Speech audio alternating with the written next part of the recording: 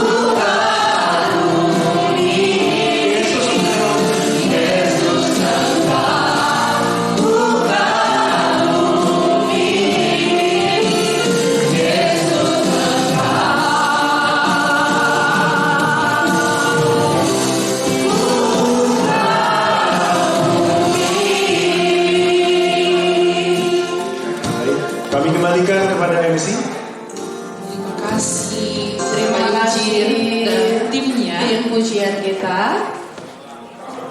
Ya.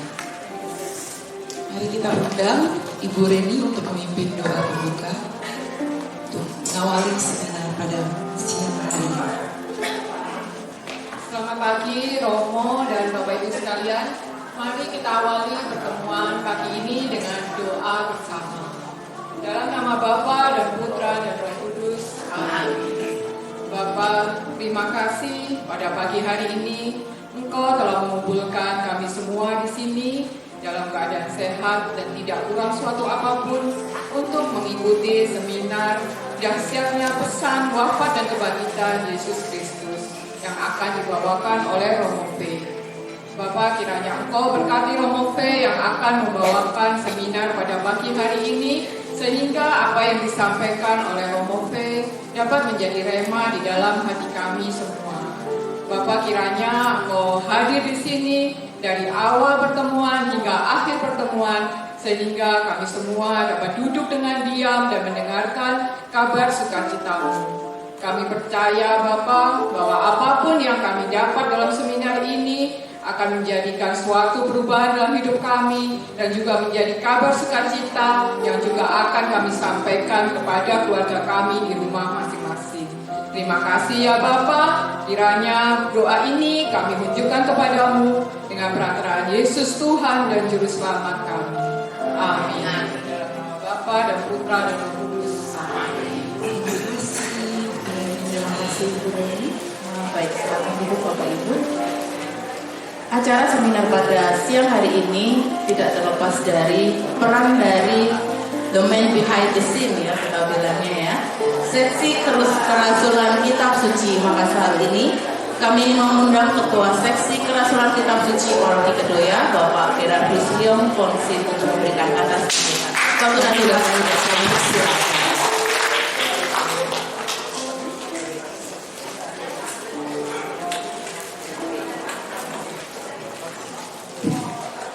Shalom, Bapak Ibu Romo. Pertama-tama kita mengucapkan terima kasih dan penghargaan yang sebesar-besarnya kepada Romo V ya, yang jauh-jauh dari si Tan Halim Perdana Kusuma ini ya, Perdana Kusuma hingga bisa sampai saat ini dan mau berbagi dengan kita.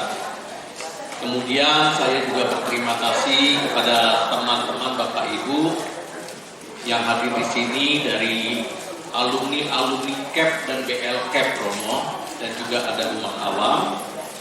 CAP kita sudah 30 angkatan, jadi 30 tahun ya, 30 angkatan itu, dan BL CAP itu ada 16 angkatan Romo. Dan hari ini setelah Romo nanti memberikan pencerahan, kita akan teruskan yang alumni ini dengan temu kangen yang sudah lama sekali nggak bertemu.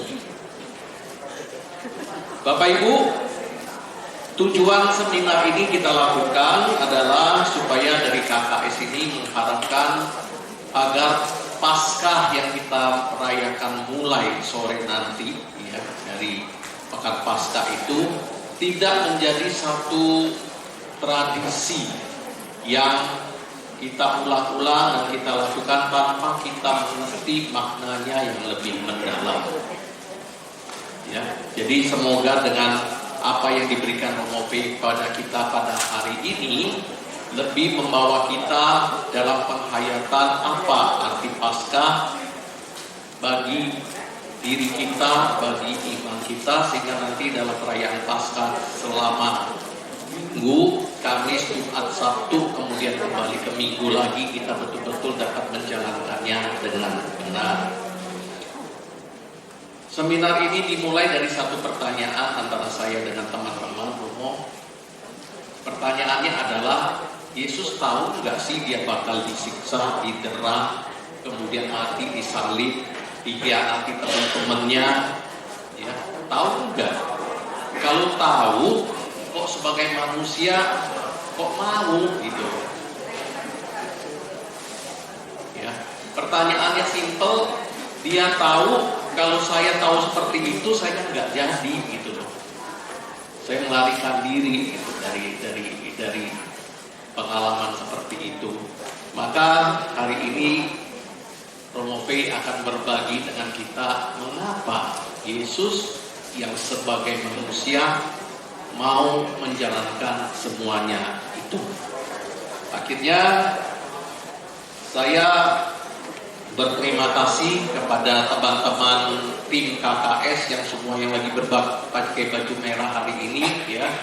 Mereka yang sudah mempersiapkan acara ini dari awal hingga akhir dengan doa-doanya yang begitu dahsyat. Romo sampai hujan seharian kemarin, hari ini jadi terang benderang ya, jadi bisa hadir di sini yang luar biasa ya.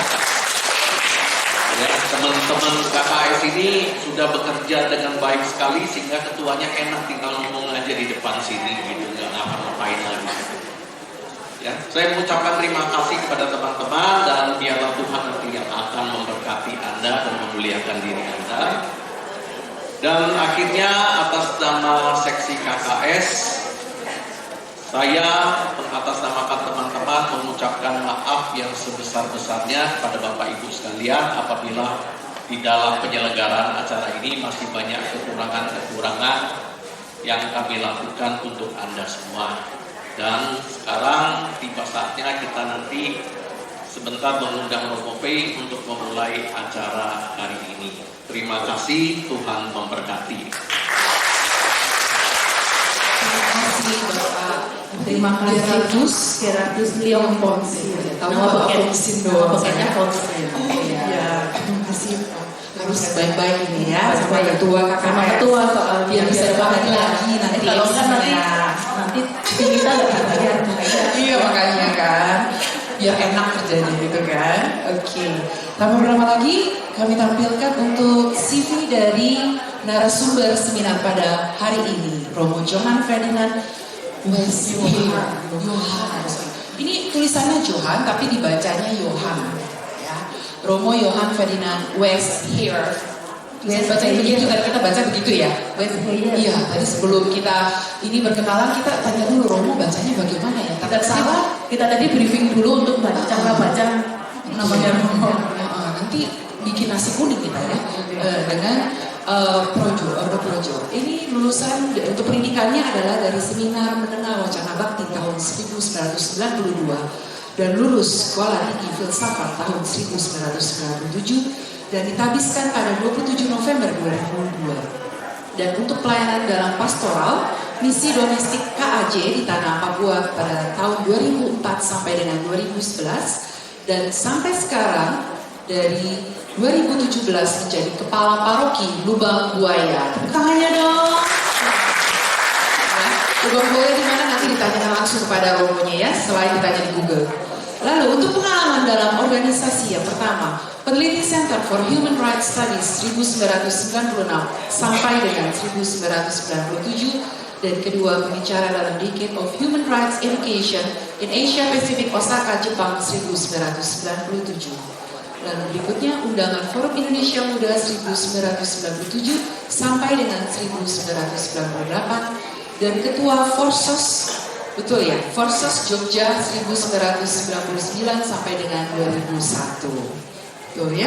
Itu semua. Kalau ada yang mau nanya nanti silakan langsung, kita akan ada sesi Q&A yang mungkin mau tanya tentang background Romo ya, mungkin selain dengan materi seminar. Jangan tanyanya gini, Romo di Lubang Buaya ada buaya beneran? Aduh, susah tuh ya. Itu susah nanti. Itu ditanyakannya pakai belakang ya. Iya. Oke, tanpa berlama lagi kami undang Romo Johann Ferdinand West Johann.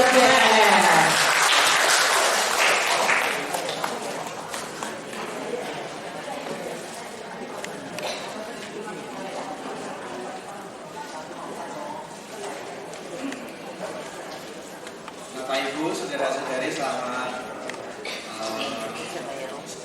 pagi. Pertama saya jawab pertanyaannya MC dulu. Di Paroki Lubang Buaya ada buaya enggak? Ada. Saya. Lalu saya jawab pertanyaannya Pak Leong dulu. Geratus Leon Ponsin bertanya, mengapa Yesus tetap disalib? Apakah dia tahu bahwa dia akan menderita di kayu salib? Menurut Anda bagaimana? Dia tahu nggak? Dia tahu. Ya, jangankan Yesus ya. Saya pernah mengalami fenomena yang namanya clairvoyance.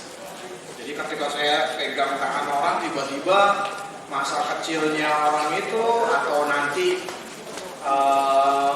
sesuatu yang terjadi, yang akan terjadi pada dia itu seolah-olah tuh masuk di kepala saya. Tapi saya tidak mengontrol hal itu terjadi demikian aja. Jadi kalau nanti saya salaman sama Anda, percayalah saya udah kehilangan kemampuan itu. Kadang-kadang muncul gitu kan. Saya yang orang biasa aja pernah mengalami fenomena itu, apalagi Tuhan Yesus. Yesus tahu apa yang akan terjadi. Itu sebabnya dia di Taman Getsemani dalam doa yang khusyuk itu dia sampai ketakutan, sampai kemudian peluhnya itu darah karena pembuluh darahnya itu pecah sampai dia, saking takutnya dia. Namun keputusan akhirnya, jikalau mungkin biarlah piala ini berlalu, tapi bukan kehendakku, melainkan kehendakmu yang terjadi. Jadi inti dari pengorbanan Tuhan itu adalah dia melepaskan kehendaknya dan ingin supaya Allah yang kemudian berkehendak, kehendak Allah lah yang terjadi. Itu intinya. Maka pertama, apakah Allah menghendaki Yesus mati? Ini menjawab pertanyaan Pak Leo Fonsin ya. Apakah Allah menghendaki Yesus mati? Ayo. Ya. Ya. Kejem banget dong Allah kita. Ini sama aja. Suatu ketika saya masuk ke panti asuhan cacat ganda ya. Kepala pantinya bilang gini, Frater, menurut Frater kenapa Allah menciptakan anak-anak ini, cacat ganda ini? Matanya buta, ada yang ditambah kecacatan tangannya nggak bisa bergerak, ada yang otaknya kurang sekon, jadi idiot. Kenapa Allah menciptakan manusia kok seperti ini? Lalu dia bilang, saya belum sempat jawab, saya bilang nanti saya pikirkan dulu. Saya udah tahu jawabannya, Frater. Supaya kita itu menjalankan perintah Tuhan untuk mengasihi sesama. Mereka tidak berdaya tanpa pertolongan kita. Dengan terciptanya manusia-manusia ini kita bisa lebih mengasihi. Dalam hati saya nggak jawab sih, tapi dalam hati saya bilang, buset deh, Allah kejam banget ya. Supaya hati kita bisa mencintai orang lain, dia bikin sengsara manusia lain. Apa seperti itu Allah kita? Seperti itu Allah yang kita mau? Supaya kita selamat, Allah kita inginkan putranya sendiri mati. Itu Allah yang mau kita sembah? Saya menolak hal itu. Saya menolak hal itu. Saya sekarang tanya ya, Yesus itu menurut Anda bisa nggak dia bebas dari kematian salib dengan kekuatannya? Bisa nggak? Kasih contoh lah, jangan bilang bisa. Buktikan. Satu, apa? Ya kuasanya apa? Buktikan supaya saya bisa percaya bahwa Yesus memang bisa lolos. Yang pertama, apa? Berjalan di atas air. Hidupkan orang mati. Anda tahu artinya apa itu? Kuasa menghidupkan orang mati. Siapa yang bisa menghidupkan orang mati di sini? Dalam sejarah dunia saya baru membaca satu tokoh aja, yaitu Tuhan Yesus. Sekarang saya mau tanya, sejak umur berapa manusia bisa mematikan orang hidup? Sejak umur berapa manusia bisa mematikan orang hidup? Coba jawab. Dengan kehendaknya sendiri loh. Kalau sejak lahir ya kan anak bayi nggak berkehendak demikian. Akil balik umur berapa jadinya? 12-13 tahun nih Pak Leon. Saya pernah kemudian masuk penjara anak-anak di Tangerang. Ada satu anak umur 7 tahun di penjara di situ karena dia membunuh preman yang membunuh bapaknya. Premannya umur 25. Ini anak umur 7 tahun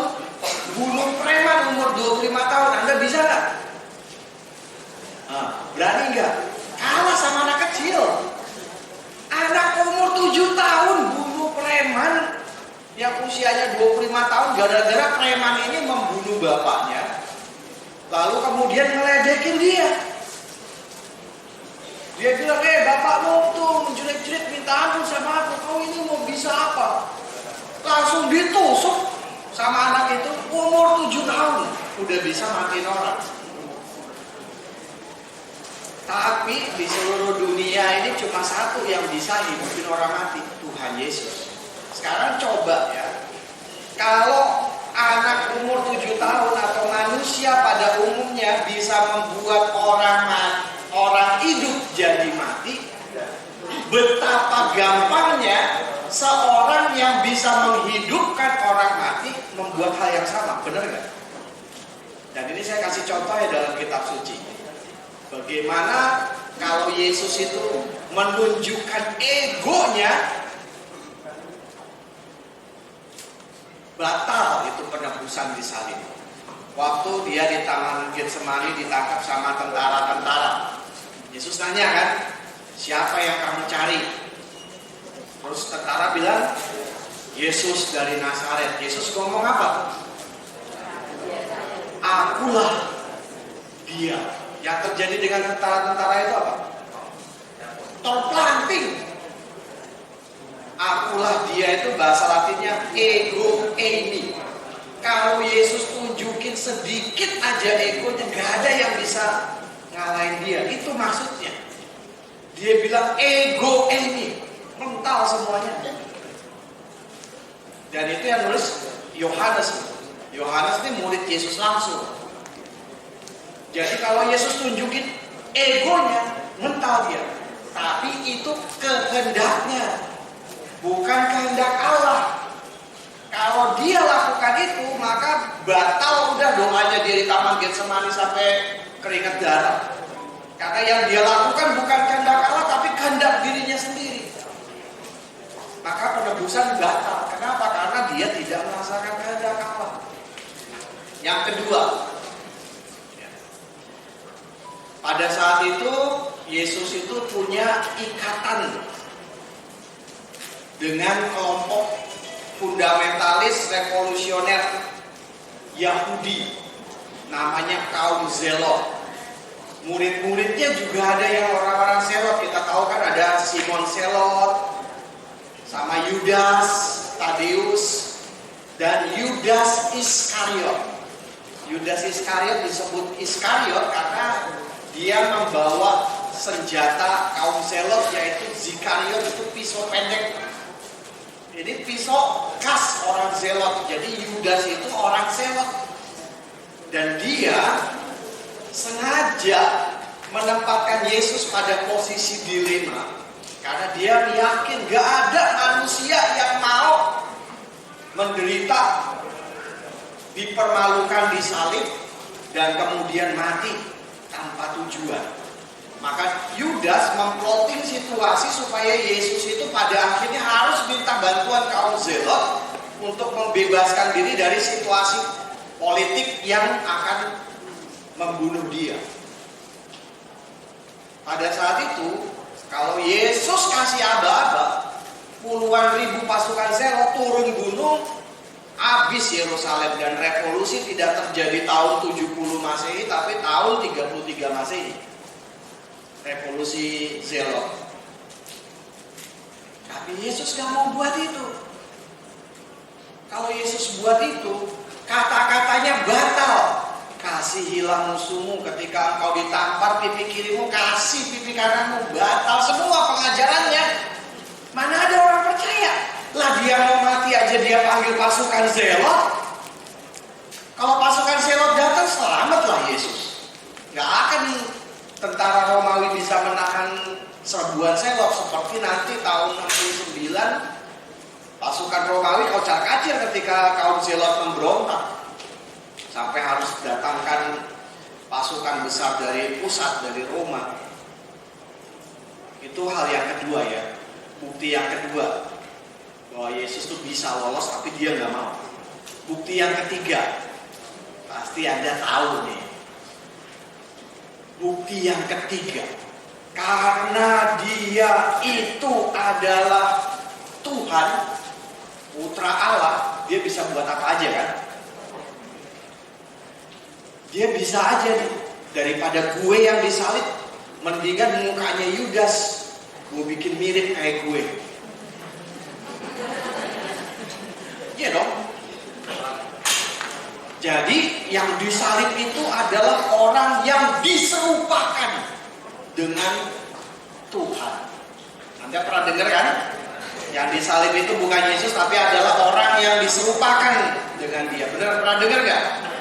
Ya kalau udah pernah dengar, diam. Ya, kalau belum dengar, tanya sama orang yang diem di sebelah Anda. Maksudnya apa itu? Itu ada itu. Bapak Ibu saudara-saudara terkasih, kalau itu yang dilakukan Tuhan, apa yang terjadi? Sambar geledek bubar semua. Kenapa? Karena ini artinya menentang fundamen sabda Tuhan. Akulah jalan, kebenaran, dan hidup. Kalau saya bilang saya kebenaran, tapi saya lolos dari salib gara-gara nipu orang, apa artinya?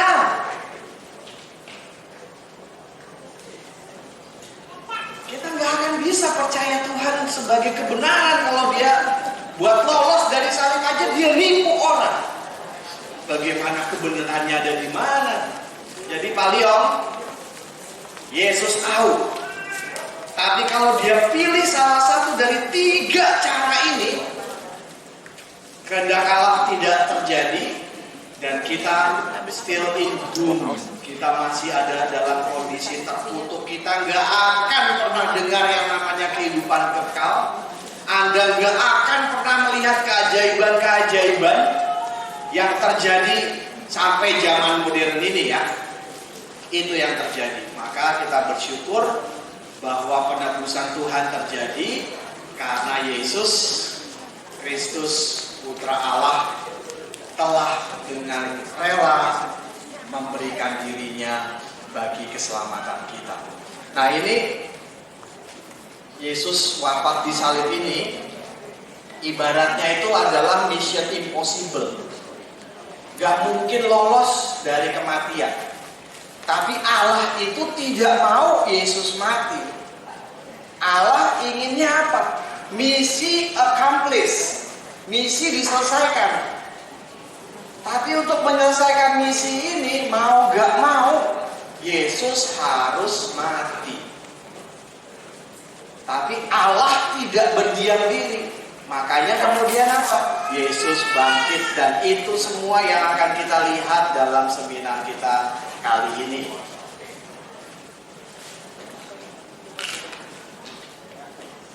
Bapak Ibu, judulnya Misteri Dahsyat Salib Kalvari.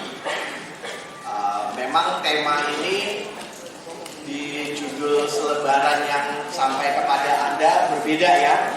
Gak apa-apa, karena waktu awal saya sudah sampaikan kepada Ibu Irena judulnya kayak gini, tapi kemudian Ibu Irena bilang supaya lebih menarik, misteri salib dan kebangkitan Tuhan. Jadi boleh aja.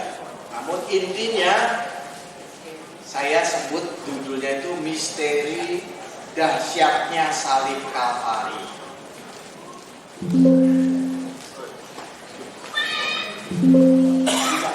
Oh bawa ya? Oh iya. Nah sekarang kita mulai dari awal mula jalan salib ya. Awal mula jalan salib. Gereja muda. Gereja muda itu artinya gereja antara tahun 33 sampai dengan 330 Masehi. Tahun 33 sampai 330 Masehi. Jadi Anda tahu kan kenapa saya bilang tahun Masehi itu artinya apa, tahu nggak? Tahun Tuhan kita Yesus Kristus itu dihitung sejak kelahiran Tuhan tahun 0. Jadi kalau Yesus lahir itu tahun 0, tahun 33 ya berarti saat Yesus wafat. Gereja muda itu tidak terlalu peduli dengan patung-patung seperti yang Anda punya salib-salib atau kemudian pernak-pernik kayak gini, dia nggak peduli. Dia nggak peduli dengan peninggalan-peninggalan para rasul atau peninggalan-peninggalan religi itu, dia nggak peduli. Kenapa? Karena mereka punya ikatan yang erat dengan Yesus sendiri atau sekurang-kurangnya dengan para rasul. Jadi mereka masih mempunyai ingatan bersama dengan Tuhan dan mereka merindukan Tuhan datang lagi. Obsesi mereka bukan mengumpulkan peninggalan-peninggalan Tuhan yang duniawi itu. Mereka sama sekali terlepas dari pikiran duniawi. Mereka punya kegilaan yang lain. Kegilaannya itu adalah kegilaan mewartakan Injil ke seluruh bangsa, ke segala bangsa. Itu kegilaannya. Dan pada saat itu, karena kegilaan orang-orang Kristen perdana ini, gereja muda ini, jadi setelah dibaptis itu mereka langsung mengalami hal-hal yang sekarang ini hanya bisa terjadi dalam beberapa kasus persekutuan doa karismatik. Ketika nyanyi-nyanyi gitu kan, lalu kemudian ada orang yang mulai matanya itu mungkin pupilnya ke atas, jadi cuma kelihatan putihnya doang, dan kemudian dia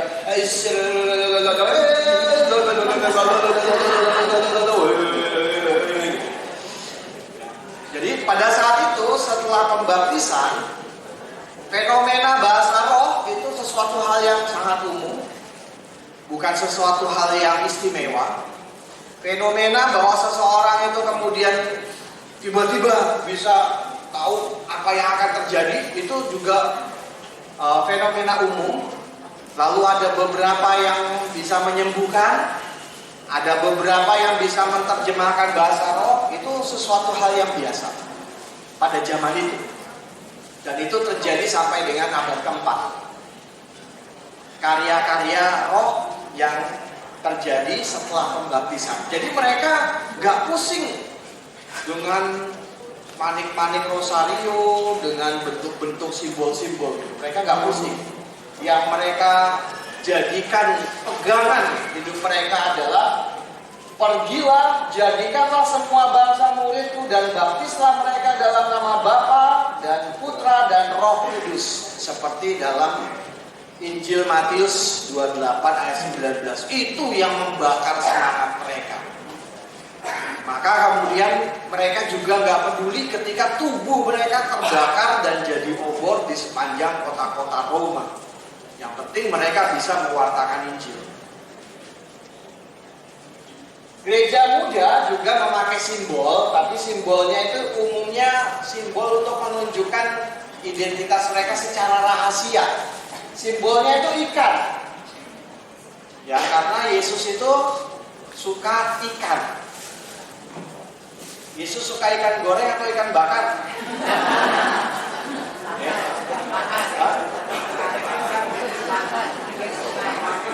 Sebelum kebangkitan Yesus suka ikan bakar. Setelah kebangkitan dia sukanya ikan goreng.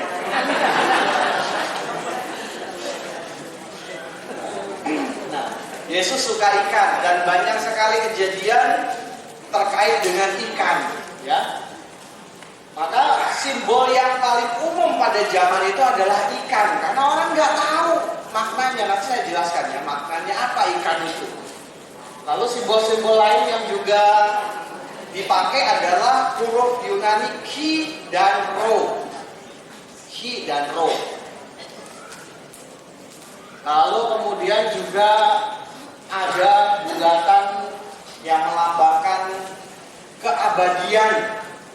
Bulatan itu lambang kekosongan, yaitu kubur yang kosong dan keabadian. Lalu huruf alfa dan omega.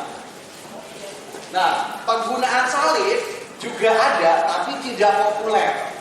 Kenapa? Karena salib itu mengingatkan mereka akan kematian yang akan mereka dapat. Salib itu baru kemudian populer setelah hukuman salib terhadap orang-orang Kristen itu mulai berhenti, yaitu tahun 325 Masehi. Tapi sebelumnya, kalau orang Kristen lihat salib itu mereka takut. Kenapa? Karena ini hukuman yang akan mereka terima kalau ditangkap sama pemerintah. Jadi salib nggak populer, ini membangkitkan kengerian. Nah ini contoh-contoh logo ya. Ini ikan. Ikan itu bahasa Yunaninya iktus. Itu singkatan dari Yesus, Kristos, Theo, Huios, Soter.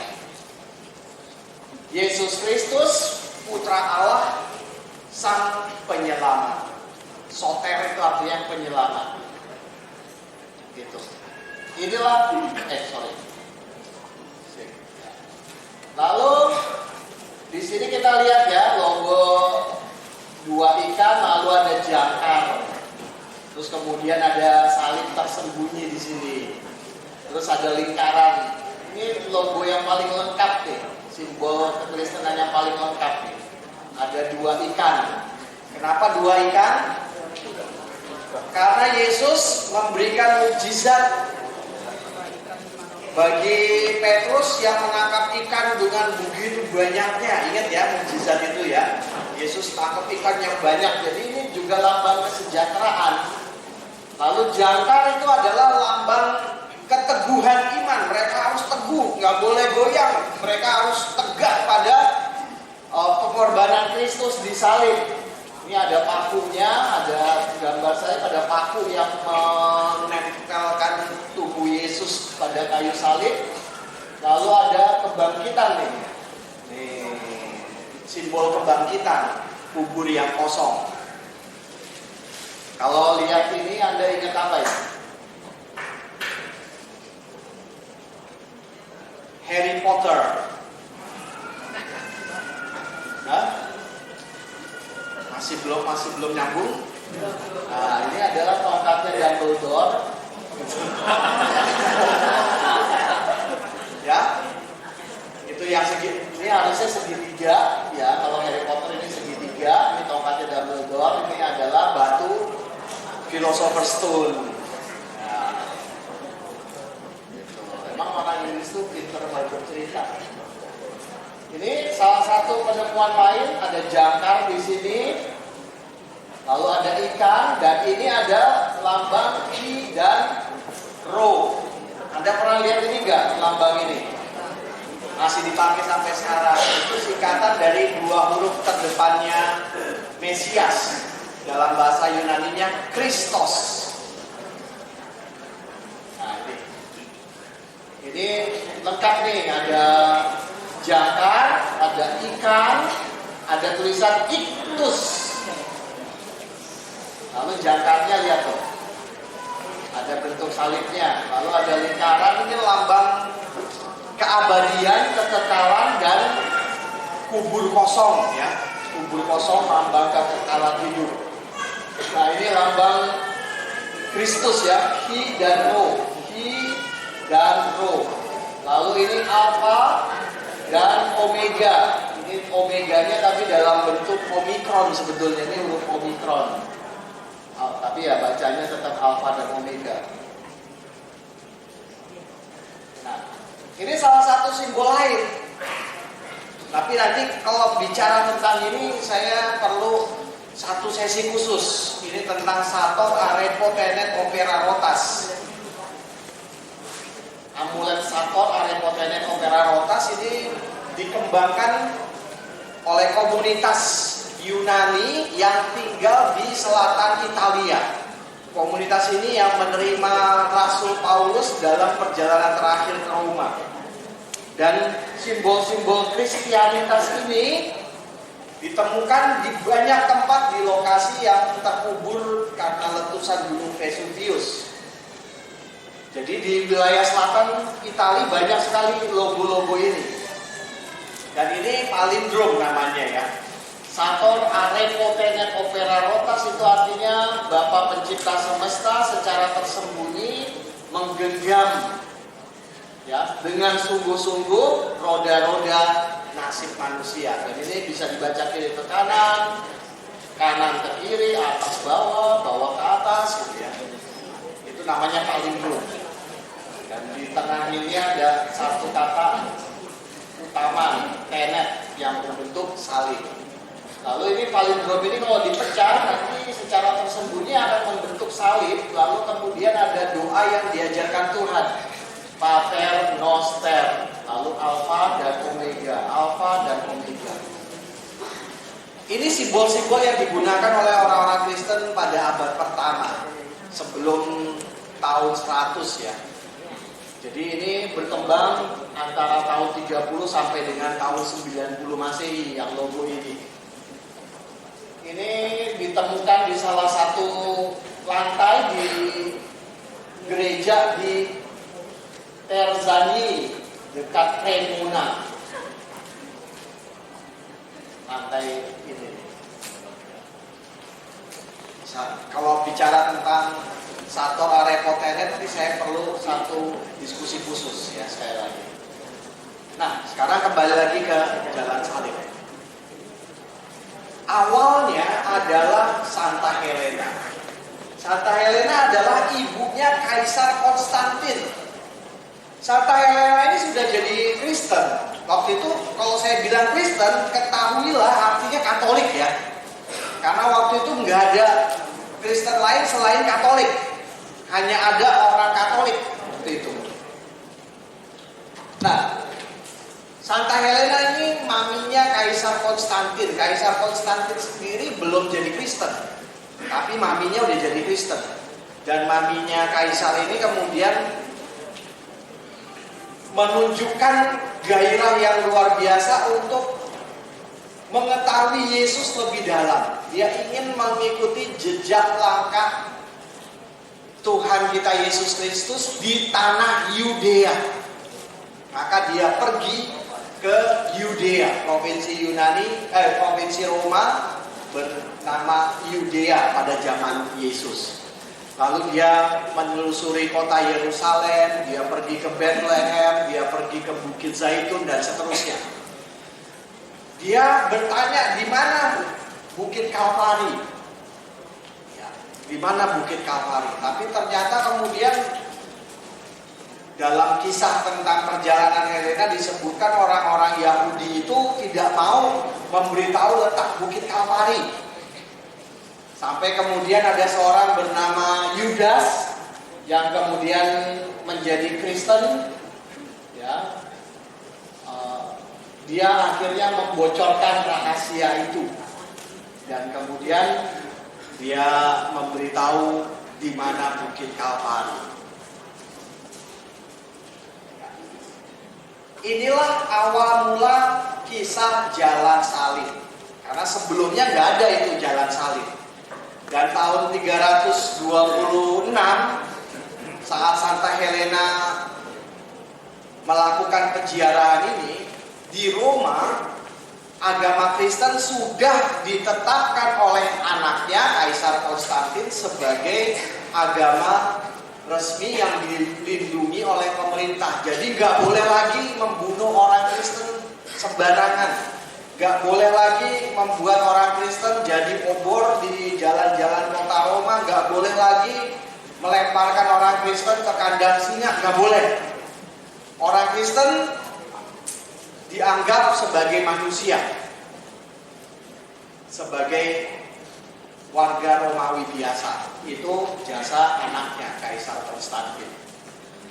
Maka kemudian banyak orang ingin dibaptis jadi Kristen, bukan pertama-tama karena dia beriman, tapi karena dia pengen dapat jabatan atau supaya dia gak diejek oleh anggota pemerintahan lainnya. Oh, lu masih kafir, lu percaya sama Jupiter, percaya sama Mars, kita dong udah Kristen, lu mah kafir gitu kan. Jadi daripada dia dibilang kafir karena nggak percaya sama Kristus, maka kemudian dia dibaptis. Ya, jadi dulu orang Kristen tuh suka ngafir-ngafirin orang. Gitu. Lalu kalau Anda dengar kata haleluya, zaman sekarang kan kalau Anda dengar haleluya kan Anda merasakan pujian kepada Allah ya. Pada zaman itu orang tuh takut sekali kalau orang Kristen mulai teriak haleluya. Kenapa? Karena itu artinya kehancuran untuk musuhnya. Haleluya, cerot, bacok.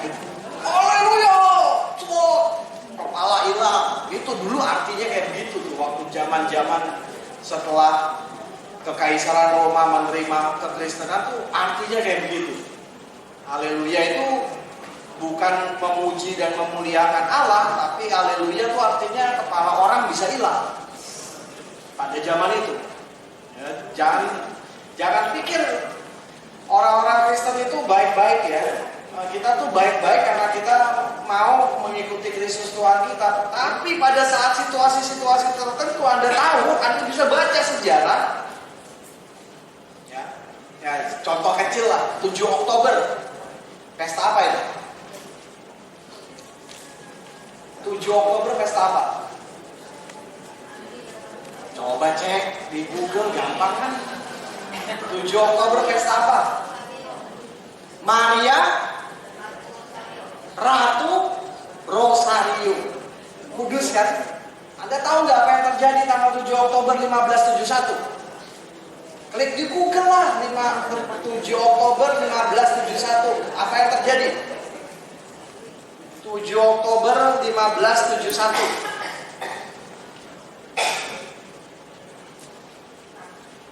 7 Oktober 1571 apa yang terjadi? Itu adalah perang laut modern pertama. Pada saat itu armada kepausan menghancurkan kekhalifahan Ottoman. Ya, jadi yang menghancurkan kekhalifahan Ottoman itu bukan Inggris, Prancis, tapi armada kepausan yang pertama kali menghancurkan armada kekhalifahan. Jadi jangan main-main itu. Satu hari itu 40.000 orang mati itu pada saat itu. Kenapa? Karena Paulus suruh tentara-tentara ini, tentaranya itu hasil rekrutan petani, nelayan, gitu ya, orang-orang yang ada di dalam penjara direkrut. Kenapa? Karena Belanda jelas-jelas dia punya hubungan dagang sama Turki. Dia nggak mau dan dia udah Protestan. Perancis juga begitu, ada hubungan dagang sama Sultan Turki. Inggris temannya Perancis. Jadi Paus sendirian melawan Turki. Kekhalifahan Turki waktu itu sangat besar seperti negara adidaya Amerika saat ini. Tapi karena doa Bunda Maria, jadi semua orang itu disuruh doa Rosario.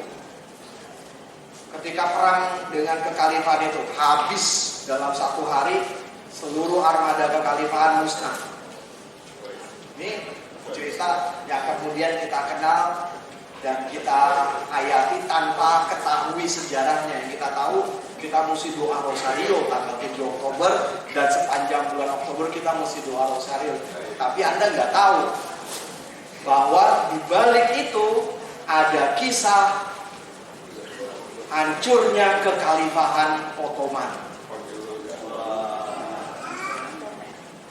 Nah, jadi dengan ziarah ke Tanah Suci ini, Santa Helena itu membangkitkan kegairahan untuk orang-orang Kristen yang baru aja dibaptis, supaya mereka itu tahu asal-usulnya. Bukan cuma sekedar dibaptis gara-gara tren atau cari jabatan. Maka dia kemudian membuat ziarah itu. Orang-orang Kristen baptisan baru itu diundang untuk menemukan Yesus dari salib kudusnya.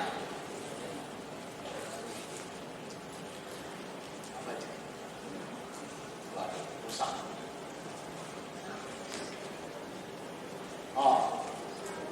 Nah, lalu kisah penemuan salib Tuhan ya. Ini saya sampaikan dulu sejarah. Dan kemudian yang kedua legenda. Ya, tapi saya ini di dalam presentasi ini saya gabungkan ya sejarahnya ya. Sejarahnya adalah pasti Kekaisaran Roma itu tahu catatan-catatan secara detail. Gak pernah ada catatan yang terlewat. Itu kan kita bisa andaikan demikian. Maka sejarahnya ini adalah terjadi revolusi kedua. Orang-orang Yahudi, orang-orang Israel itu berontak Revolusi kedua ini membuat Roma ini semakin jengkel dan dia betul-betul memusnahkan Yerusalem dan mengganti nama tanah Yudea. Tanah Yudea kan nama aslinya kan tanah Yahudi artinya kan. Tanah Yudea diganti nama menjadi Palestina. Yerusalem diganti namanya jadi Aelia Capitolina. Nah, ini supaya Anda tahu nih sejarahnya nih. Nama Palestina itu pemberian siapa? Itu pemberian Roma untuk menghina orang-orang Yahudi. Tadinya tanah itu disebutnya tanah Yudea, tanah Yahudi. Tapi diganti nama oleh Kaisar Hadrian menjadi Palestina. Supaya Anda tahu sejarah yang benar. Jadi Palestina itu punya siapa? Orang Yahudi udah dikalahkan oleh Roma. Punya siapa? Punya Roma. Roma kemudian diwariskan pada siapa? Wah, Roma diwariskan pada Palestina. Wah, Roma diwariskan pada siapa? Hah? Roma kemudian diambil alih oleh tahta kepausan. Jadi tanah Palestina itu punya siapa? Punya paus harusnya. Bukan punyanya orang Israel, bukan punyanya orang Yahudi. Makanya saya kadang-kadang bingung nih. Orang-orang Katolik, agak jarang sih kalau orang Katolik ya. Tapi orang-orang Kristen ya, Kristen Protestan, bela-belain Israel sampai segitu-gitunya, nggak ngerti dia bahwa tanah itu bukan warisan punya orang Israel lagi, itu punyanya orang Katolik. Gitu. Kalau lihat sejarahnya. Tapi kalau secara politis, ya silahkan berdebat aja lah. Nah, jadi Kaisar Hadrian itu jengkel sama orang-orang Yahudi, termasuk orang-orang Yahudi yang Kristen. Karena orang-orang Yahudi Kristen pun mungkin ada juga yang dianggap ikut dalam revolusi kedua Yahudi itu. Maka kemudian setelah pemberontakan dipadamkan, Bait Allah ditimbun, lalu kemudian didirikan kuil Jupiter di sana. Demikian juga Bukit Kalvari yang sering menjadi tempat peziarahan dan tempat doa orang-orang Kristen, gereja Buddha, orang-orang pengikut Yesus zaman dahulu itu. Mereka sering berdoa di Bukit Kalvari, di tempat Yesus disalib dan di makam Yesus pernah dimakamkan, itu mereka sering bikin ibadah di situ. Maka kemudian Kaisar Hadrian menimbun daerah itu dan mendirikan kuil Venus dan Jupiter di tempat itu. Nah, itu sejarahnya ya. Sekarang legendanya. Legendanya si Santa Helena ini mencoba mencari tahu di mana tempat Yesus disalib. Maka kemudian ada seorang Yahudi namanya Yudas, itu kemudian memberikan informasi kepada Helena bahwa salib Tuhan ada di bawah patung Dewi Venus, sementara kuburannya ada di bawah kuil Venus, kuil Jupiter di seberangnya.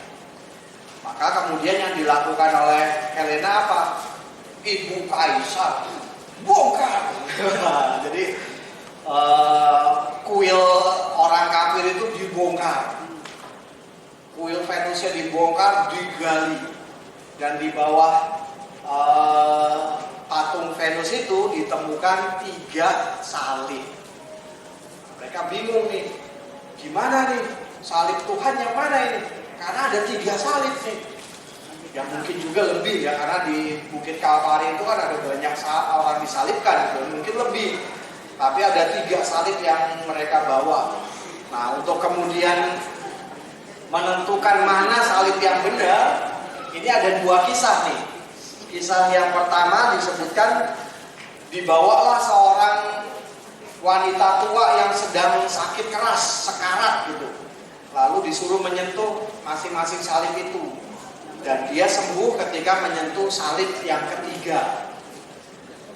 Kisah yang lain mengatakan ada salib itu dipajang di tengah kota Aelia Capitolina itu. Lalu ada jenazah seorang muda lewat di situ. Maka kemudian si Yudas yang sudah jadi Kristen itu, Quiriatus itu, membawa pemuda itu lalu meletakkannya di atas salib-salib itu. Di salib ketiga pemuda itu bangkit. Nah, ini legendanya. Mana yang benar kita nggak tahu. Tapi yang jelas salib Tuhan itu memang punya daya yang kemudian karena iman orang pada zaman itu membuat sesuatu hal yang ajaib, mukjizat Allah terjadi. Akhirnya ditentukan ini salib Tuhan, salibnya dibagi dua. Yang satu ditinggal di Yerusalem, satu bagian lagi dibawa pulang ke Roma, dikasih ke anaknya Kaisar Konstantin. Pada akhirnya salib-salib ini kemudian dipotong-potong, dibelah-belah jadi serpihan-serpihan kecil. Salah satu serpihan kecilnya saat ini ada di gereja Servasius di Kampung Sawah, sekitar 20 menit dari gereja Kalvari Lubang Buaya. Kalau Anda mau ke sana bisa datang ke Kalvari, nanti saya antar naik sepeda di sana. Mau nggak naik mobil ya bisa sih naik mobil, cuma supaya seru aja gitu loh. Itu kisah tentang awal mula jalan salib Tuhan. Dan kita tahu sekarang ya, ada kubur Tuhan yang terkubur gara-gara Kaisar Hadrian ingin memusnahkan semua jejak-jejak Yahudi. Orang Yahudi diusir, lalu kemudian didirikan Tempel Jupiter. Orang-orang Kristen juga kemudian Bukit Kalvari, tempat Yesus disalib dan tempat Yesus dimakamkan, sementara itu dikubur dan dijadikan kuil Jupiter dan Venus. Gara-gara tindakannya Kaisar Hadrian ini, justru kita malah tahu posisi atau letak arkeologis dari Bait Allah dan juga dari tempat penyaliban serta makam Tuhan.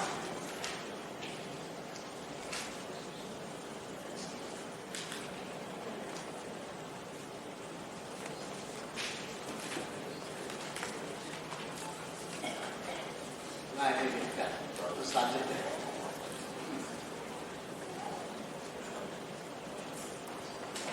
Nah ini, kubur Tuhan yang terkubur. Nah ini adalah situs Kalvari ya. Ini ada situs Kalvari. Ini ada 3 salib di mana Tuhan disalib, itu ada di sini. Lalu kemudian pada zaman Santa Helena, di atas tempat ini sudah ditimbun oleh Kaisar Hadrian, seperti terlihat ya. Dan kemudian salib Tuhan yang tadi semula di sini ditimbun, lalu kemudian di atasnya ini ada patung Dewi Venus. Nah, berikutnya Santa Helena membangun gereja Makam Kudus di sini.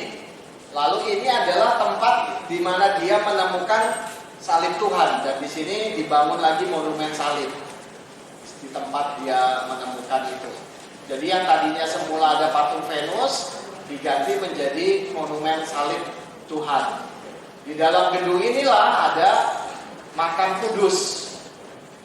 Karena tadi kan kita tahu ya, Kaisar Hadrian sudah menimbun tempat ini sehingga rata, lalu kemudian dibangun kuil Venus dan Jupiter di depannya. Nah, ini kemudian dibangun jadi satu kompleks gereja Makam Kudus. Saya lupa tahun berapa ini juga dibongkar, lalu kemudian dibangun gereja Makam Kudus Holy Sepulchre seperti yang sekarang bisa kita lihat di Yerusalem. Dan tempat ini kemudian diberi kubah. Jadi di sini, lalu kemudian Makam Kudus ada di bawah sini. Lalu dibangun lagi kubah lainnya. Gereja Makam Kudus ini dibagi, segmen-segmennya itu dibagi kepada orang-orang Katolik lainnya. Jadi ada gereja Katolik Roma, ada gereja apa sih yang Mesir itu? Koptik, gereja Koptik, ada gereja Ortodoks, ada gereja Armenia. Itu semua Katolik. Yang nggak ada di sini gereja Kristen, Protestan nggak ada di sini. AKBP nggak ada, GKJ nggak ada, banyak Protestan nggak ada. Yang ada yang disebut gereja itu yang tadi saya bilang tadi, gereja Katolik ya. Kristen nggak ada. Lalu kubur Tuhan itu tempat di mana salib Tuhan, kemudian sekarang ada monumen salib dengan di sini ada Santa Helena digambarkan memegang salib Tuhan itu. Di sinilah tempat Santa Helena menemukan salib Tuhan. Jadi dunia Kristen itu berpusat pada salib Tuhan.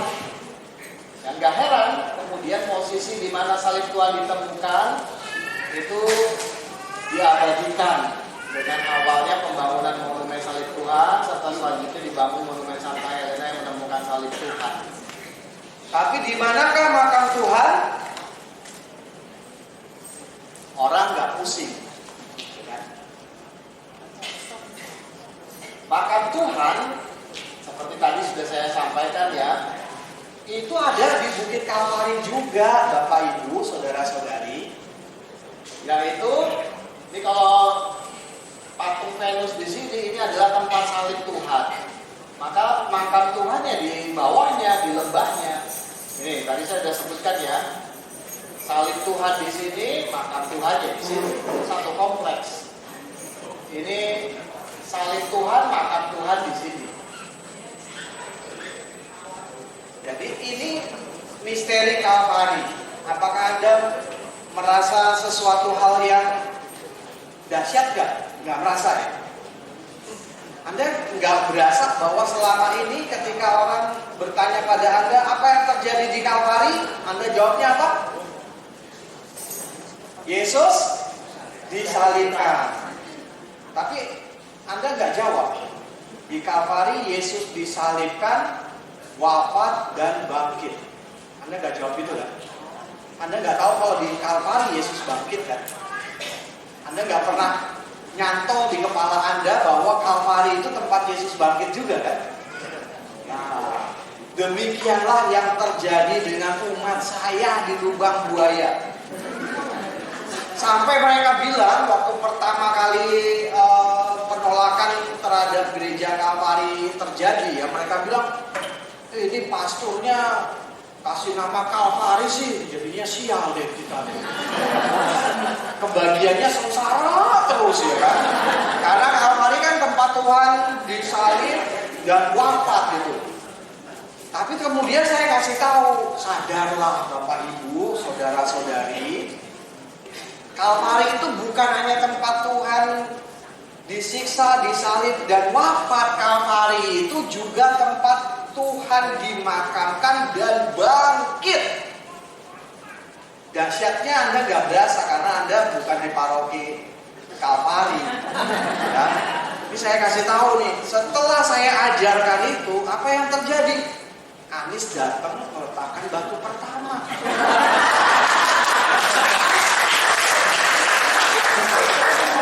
Iya kan? Bangkit Kalvarinya. Apa? Siapa bilang? Kan itu rahasia. Wah, pemilu kan rahasia, ya kan? Ya, emang yang kasih tahu siapa?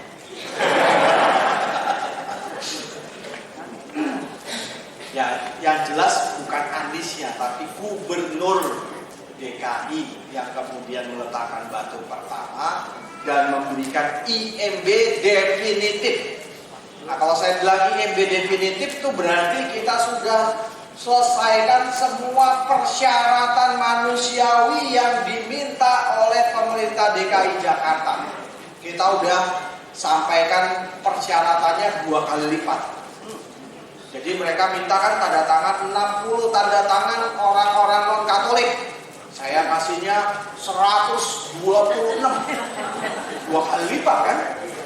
Lalu mereka minta 1 tokoh agama, 1 tokoh masyarakat. Saya kasih tokoh agamanya Kiai Asyari Akbar.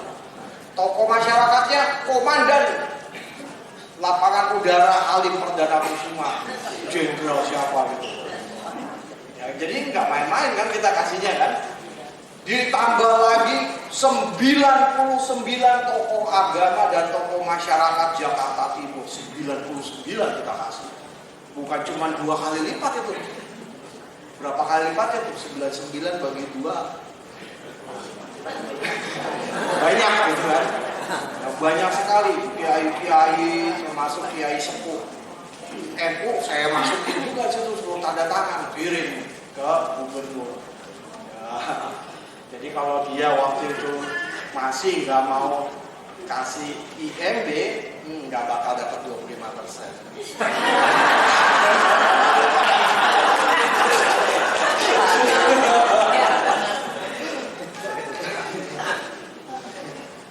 Nah, jadi apakah Kalvari itu?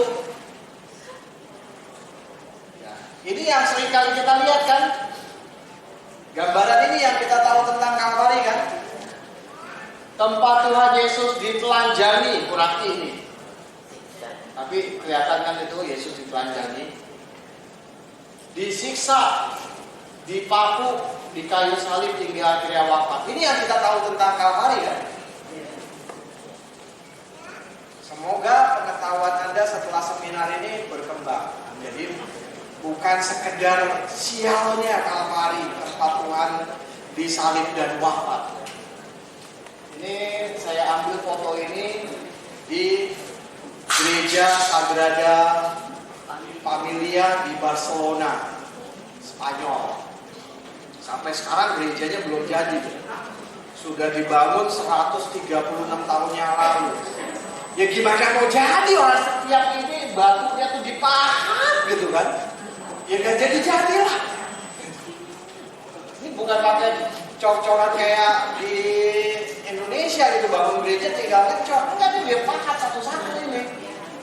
Dia pahat, dia kemudian taruh di sini satu-satu, ya lama lah jadinya. Suka-suka dia lah.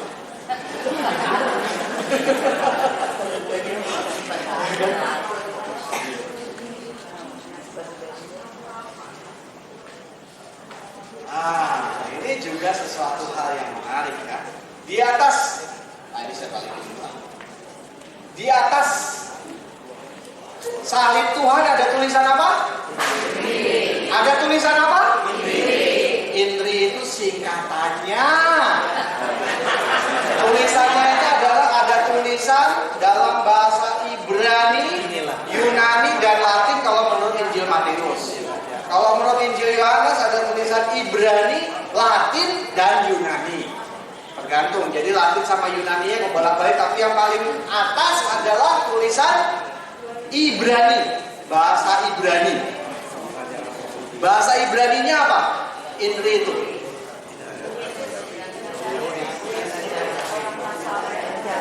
Ya, kita cek nih. Bahasa Ibraninya ini ya. Yesu Anostri wa Melek Hayodin. Itu bahasa Ibraninya. Yesua Anostri wa Melek Hayodin. Coba diulangi.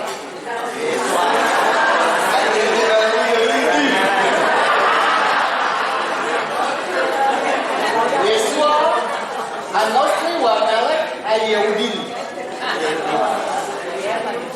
Kalau bahasa Yunaninya Yesus ho Nasaraios ho Basileos ton Yudayon. Bahasa Yunaninya. Ini huruf Yunani. Kalau bahasa Latinnya Yesus Nazarenus Rex Judeorum. Huruf INRI itu adalah huruf-huruf di depannya ini, INRI. Kalau dalam bahasa Yunani maka INBI. Kalau dalam bahasa Latin dibacanya singkatannya INRI, dalam bahasa Yunani singkatannya INBI. Karena raja dalam bahasa Yunani bukan Rex tapi Basileus. Sementara dalam bahasa Ibrani ini bacanya dari kiri ke kanan ya. Yeshua, Nostri, Wamelech, Yudaim. Kalau disingkat jadi YHWH.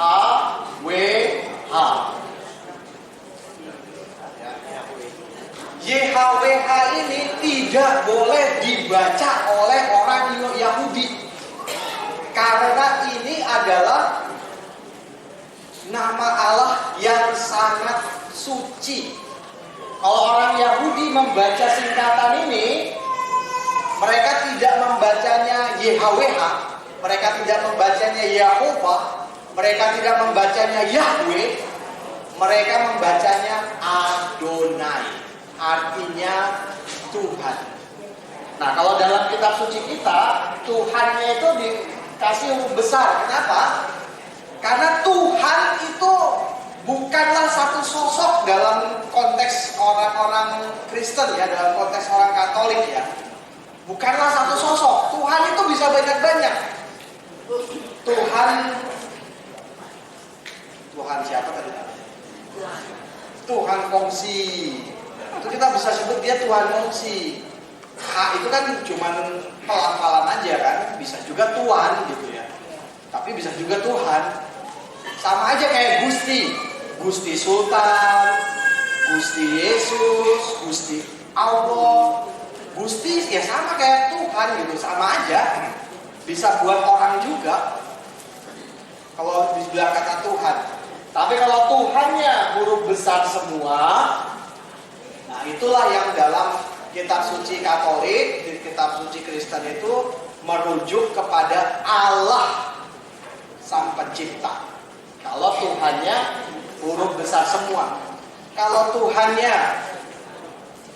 huruf kecil semua, maka itu Tuhan kongsi. Kalau Tuhan Yesus sekurang-kurangnya T-nya besar, gitu kan? Paham ya? Jadi kalau Tuhan semua ini artinya Allah dalam kepala kita. Tapi kata Allah atau kata Yahweh itu nggak boleh diucapkan. Makanya dipanggilnya Adonai atau Tuhan. Maka Anda pasti tahu ketika baca kitab suci kan yang menulis Yesus Nazarenus Rex Judeorum kan Pontius Pilatus kan. Setelah itu kemudian ada imam-imam kepala ahli-ahli Taurat itu protes.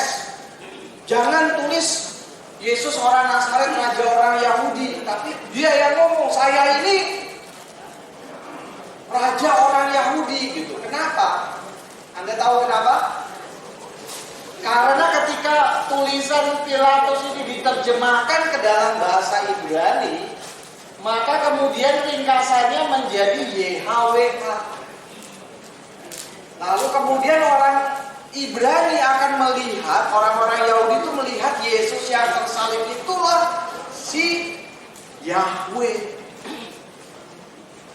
Artinya apa? Artinya sator arepotenet opera rotas. Tidak ada kebetulan yang ada penyelenggara ilahi. Memang Yesus ini adalah Yahweh.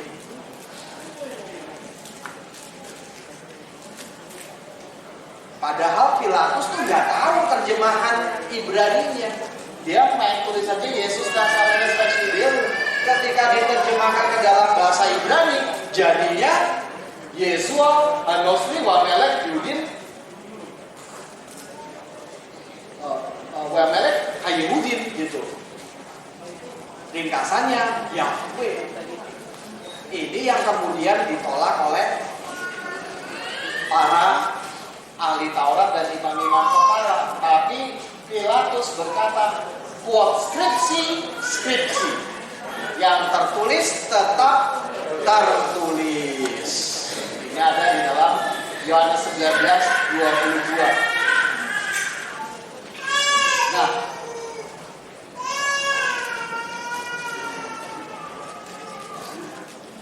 pertanyaannya makin besar.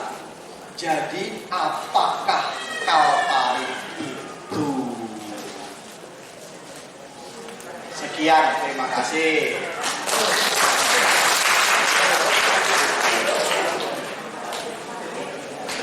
Ini berapa jam saya? 1 jam dong, saya tadi mulai juga jam setengah. Karena ini beneran Romo sekian dan terima kasih Romo. Kita penasaran ini mau. Kita penasaran ini mau.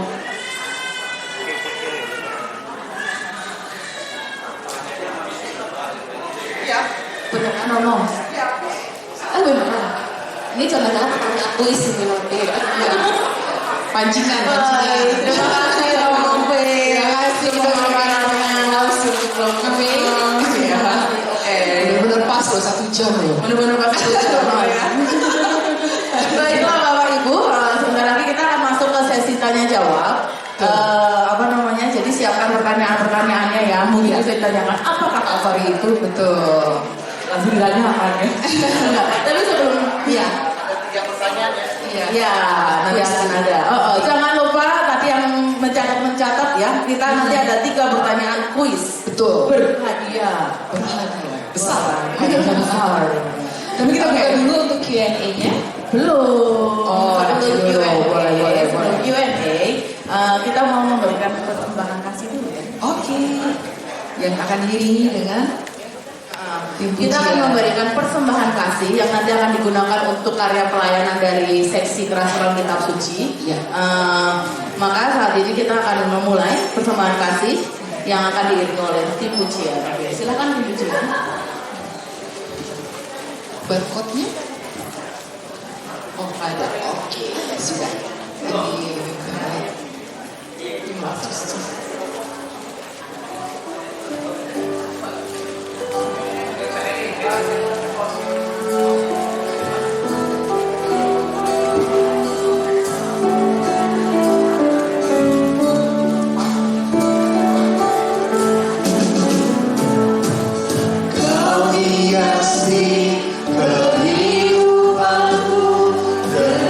Dengan murah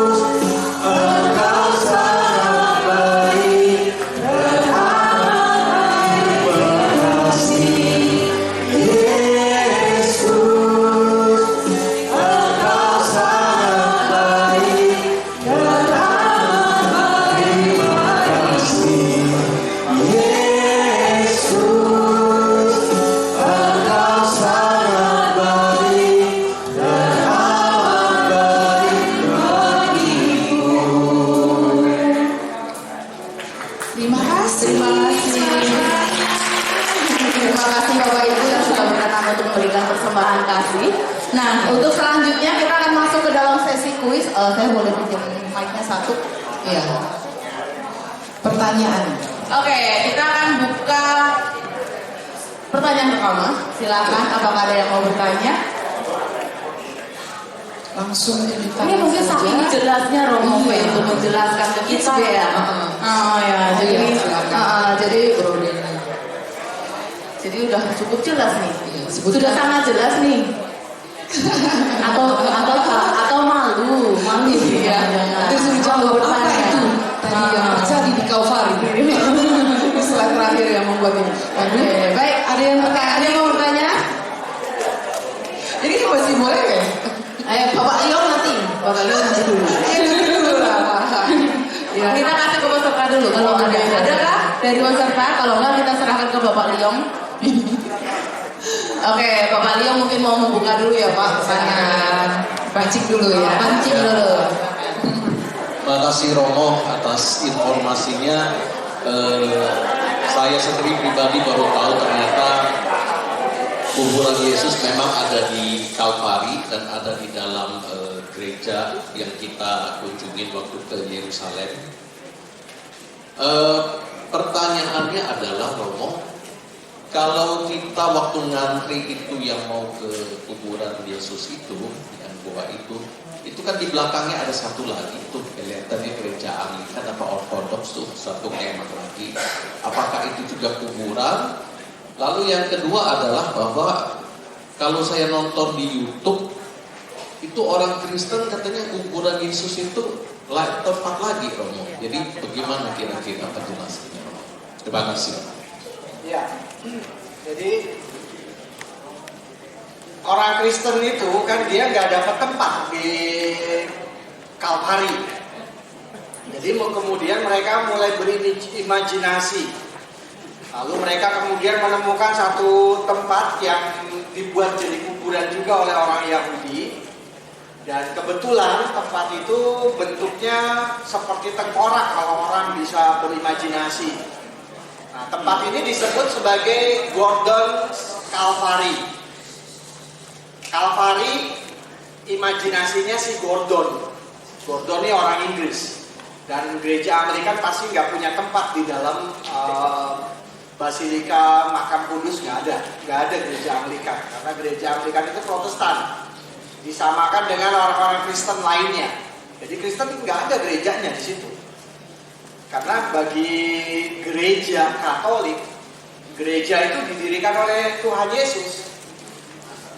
Dan gereja Kristen itu bukan gereja. Kenapa? Karena yang didirikan Martin Luther, Calvin, atau sekarang ini udah banyak lagi yang didirikan ke HKBP siapa? Pasti orang Batak itu. Kita CBT atau si Reza kita nggak tahu gitu kan. Apa? Nur Panjaitan. Jadi gereja dalam pemahaman kita didirikan oleh Yesus. Yang tidak didirikan oleh Yesus pasti nggak ada tempatnya di sini. Yesus dan para rasul. Gereja Armenia meskipun jauh dan tidak terkait sama sekali dengan ekumenis perdana, tetap mereka dianggap sebagai gereja Armenia. Karena Santo Bartolomeus sampai ke sana. Ini salah satu contoh ya. Jadi orang-orang Inggris ya salah satunya namanya Gordon, dia kemudian menetapkan bahwa ada satu daerah pemakaman yang agak jauh dari kota, ya, itu sebagai tempat Kalvari yang asli. Tapi tentu saja hal itu tidak didukung oleh bukti-bukti arkeologis maupun bukti-bukti Alkitabiah dan catatan-catatan tertulis terkait dengan lokasi Kalvari. Karena lokasi Kalvari disebutkan tidak jauh dari kota dan di dekat pintu masuk gerbang ke Yerusalem. Orang semua lihat. Kalau taman Kalvarinya Gordon, ya itu jauh banget lah. Orang kalau ke sana berjuang lah. Tapi kan itu udah dibeli sama si Gordon. Kalau nggak laku kan repot. Dan sebagai orang Inggris ya kita tahu lah orang Inggris itu pintar bercerita gitu. Ceritanya banyak yang jadi bestseller dan Anda suka. Contohnya apa? Game of Thrones, Harry Potter. Ya kan, itu filmnya kan laris semua, bukunya laris semua, bestseller semua. Film-film Hollywood ceritanya yang buat siapa? Orang-orang Inggris, keturunan Inggris semua. Jadi orang Inggris itu pintar cerita. Kesalahannya Belanda adalah mereka nggak pintar cerita, pintarnya dagang orang Belanda itu. Makanya kemudian orang Belanda sering diremehkan dalam tanda kutip ya, dibandingkan Inggris. Salah satu contoh meremehkan Belanda dalam sejarah, dalam pelajaran sejarah Indonesia adalah, saya tanya ya pada Anda, kenapa raja-raja bangsa Indonesia itu tidak bisa melawan penjajahan Belanda? Jawabannya goblok. Karena terpecah belah politik DPD Kempera. Itu kan yang Anda tahu kan? Tapi ketahuilah, raja-raja di Indonesia bersatu pun gak bakalan dia bisa ngalahin Belanda, VOC. Kenapa? Karena udah pernah dicoba. Inggris, Spanyol, Prancis bersatu menyerbu ke Amsterdam, habis armadanya dihajar oleh Belanda. Bahkan Belanda menyerbu ke Sungai Themes, dia rebut itu kapalnya Pangeran Charles dibawa ke Belanda. Pada saat itu armada Belanda adalah armada terkuat di dunia. Gak mungkin raja-raja di Indonesia bisa ngalahin armada Belanda. Udah pernah dicoba, negara-negara penguasa lautan Inggris, Spanyol, Prancis bersatu melawan Belanda, kalah semua. Jadi terima nasiblah bahwa kita itu dijajah oleh armada laut terkuat di dunia saat itu. Bangga dong. Jadi jangan nyebarin berita bohong gara-gara kita nggak bersatu. Ya omong kosong lah itu, lu bersatu juga nggak bakalan bisa ngusir Belanda gitu. Buktinya apa? Sendirian Raden siapa itu? Pangeran Sabrangor bisa ngusir Portugis dari Malaka. Buktinya kita bisa ngusir Spanyol dari daerah Laut Banda. Kenapa kita nggak bisa ngusir Belanda? Ya karena Belanda armada terkuat, titik, udah. Bukan gara-gara kita nggak bersatu, enggak. Portugis bisa kita usir, Belanda nanti dulu. Itu salah satu contoh ya, bagaimana kita mesti melihat situasi lebih real daripada kisah. Yang tempat di belakang kuburan Yesus itu ada satu kemah yang Nggak tahu, tapi kuburan makam Yesus dikuasai oleh gereja Katolik dan sekarang masih ditutup kalau nggak salah. karena waktu kita nanti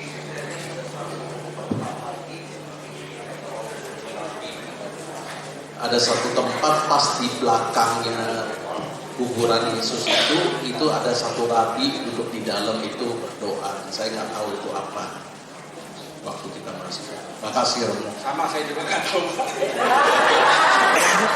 Kita pergi lagi ya Romo yang tadi ya. Terima kasih Pak. MC boleh kita diajak MC? Iya, Bisa dibayar nih, diajak aja pergi. Iya, kuburannya mana sih? Kuburannya mana sih? Kita tunjukkan. Oke. Nah ini kalau ada yang bertanya ya dapat hadiah loh. Wih, asik kan? Dapat hadiah buku, lumayan. Tapi pertanyaan bagus ya Pak Fauzi tadi ya. Iya. Bicara bertanya tentang satu klaim terhadap satu kuburan yang disebut tadi itu namanya Gordon Scalfari. Karena yang mengklaim itu si Gordon, dia beli tanah di situ. Bukan Gordon Ramsay. Iya, bukan Gordon Donat, saya tahu Gordon Donat ini saya beda aja. Oke Bapak, Oke, mau bertanya silakan. Iya, ini sebutkan nama ya. Oke, sebutkan nama. Sebutkan nama Pak. Selamat siang, Selamat siang. murid-murid Yesus yang terkasih. Asante.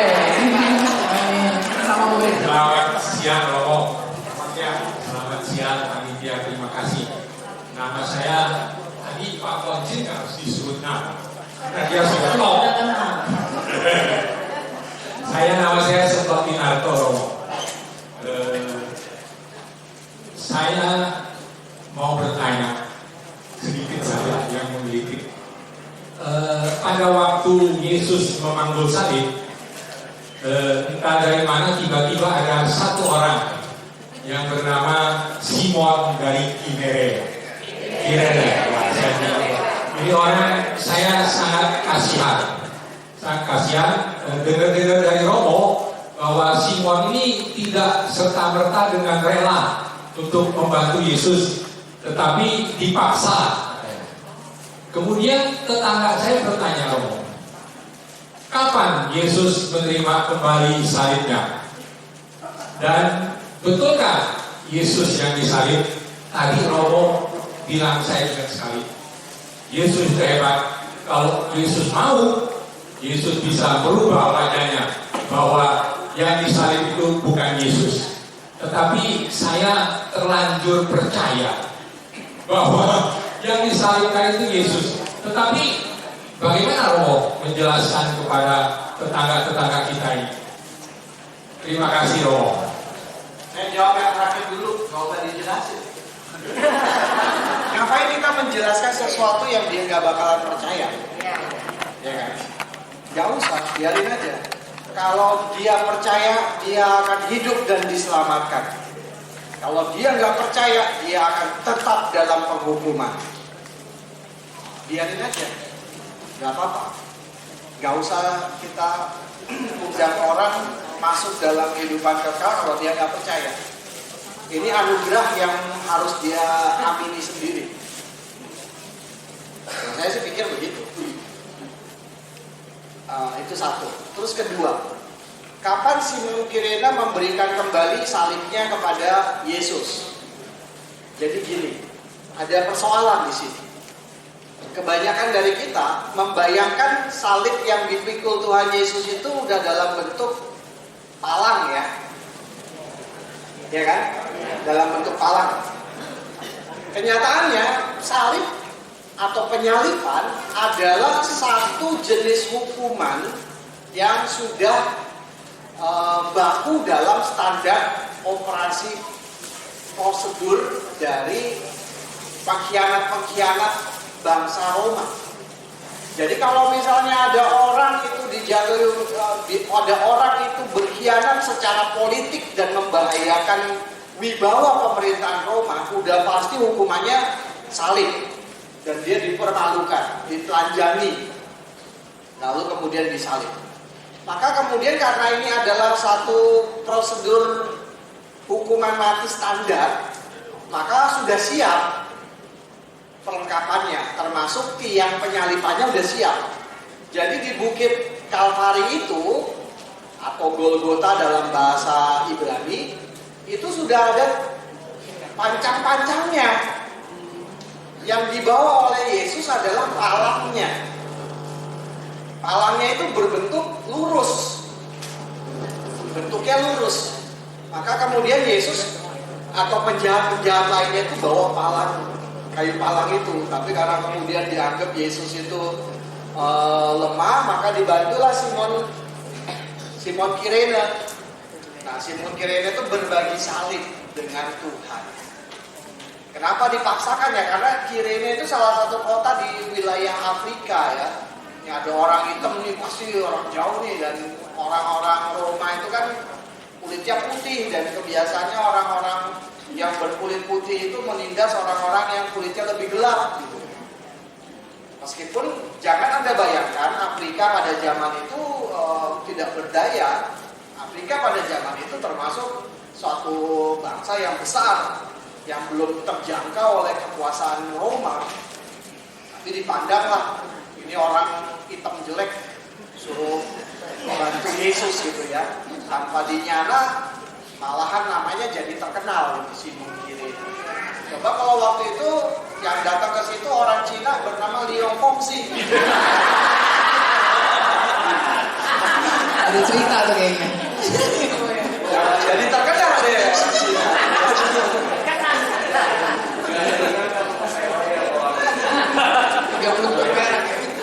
Jadi membantu Yesus sampai di Bukit Kalvari, puncak bukit. Kemungkinan. Jadi bayangkan salibnya itu bukanlah salib seperti yang kita pikirkan sekarang, tapi salibnya itu hanya sebuah balok lurus yang kemudian Simon Kirene bantu untuk pikul, bukan dipikul oleh Yesus sendirian. Gitu. Terima kasih atas pertanyaannya. Sudah cukup, Pak Sentot? Sudah cukup menjelaskan, Pak? Sudah cukup. Baik, Pak. Kita lempar pertanyaan. Oke, Bapak Ketua Sikatekese. Tapi terima kasih ya Bapak. Bapak, ini pertanyaan ini bisa membuat saya harus kemudian mencari ilustrasi gambar salib Tuhan yang dipanggul sepanjang jalan salib. Selamat siang Romo, saya Iwan dari Anda. Pertanyaan saya, kalau di jalan salib kan itu ada satu tokoh namanya Veronica yang mengusap wajahnya Yesus. Kalau kita cari di kitab suci, nama Veronica itu nggak ada. Dari mana itu Romo? Terima kasih. Itu nggak ada di kitab suci ya Pak? Kagak ada. Oh, saya baru tahu.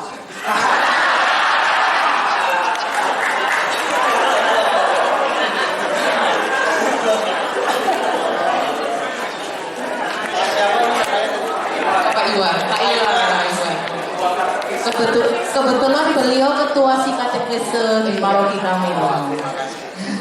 Jadi Pak Iwan, ada banyak hal dalam gereja Katolik, ya, nama-nama yang kemudian kita selalu ucapkan dan mungkin kita doakan dan kita imani itu nggak ada di dalam kitab suci.